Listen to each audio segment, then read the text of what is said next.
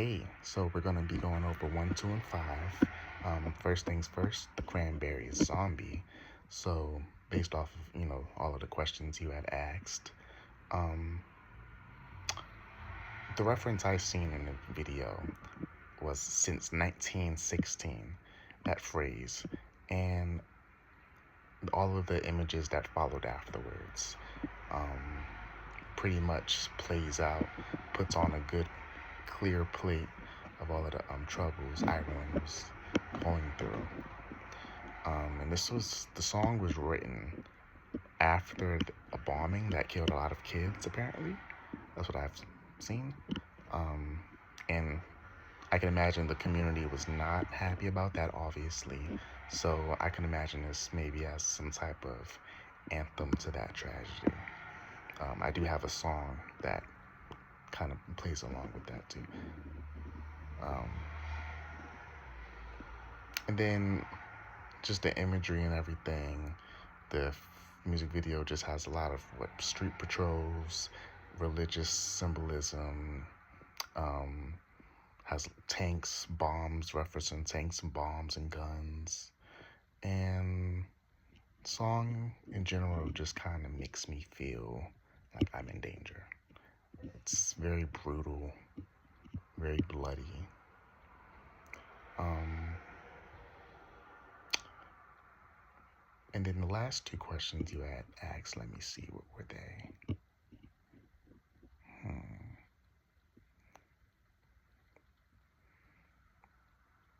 Yeah, without considering his troubles, that's how to. Well, I guess I answered that. That is, how do zombies have a universal appeal? So, I mean, when you talk about a zombie, to me, it just symbolizes rage, loss of control, you know, violence, and just a very much a destructive cycle. And that can be pretty, very much universal. Um, yeah. So the second question, quote at least one line from the article about Zombie and discuss how this song does a good job on capturing Generation X's frustration with the troubles. So the line I have quoted here, the Cranberries had already enjoyed success with their sweet ballads, but the storming left turn, a furious track about the bombings in Northern Ireland, made them huge stars. So this line pretty much tells you how the song broke from the band's, I guess, softer image at first, and matched the rage everyone felt after the bombing. Um,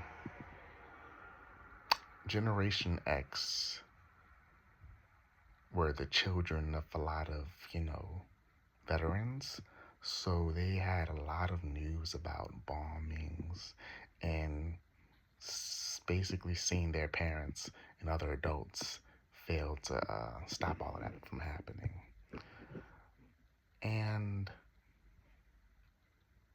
the song it's a rock song. It's very punky. It uses guitars and just grungy voice that echoes all of the anger and confusion that Generation X must have went through. And then, okay, number five, imagine you are U.S. Peace Corps. Basically, if I had to pick a song and, do a little lesson, the song I'm picking would be Alabama by John Coltrane. Pretty much, well, it's not this, it's the same tragedy. I know you already know, of course, but the Birmingham bombs and all of that stuff. And that song being a what do you call it?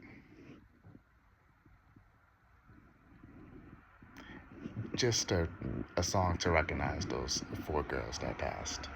Um, it would be a great way to just teach African American history.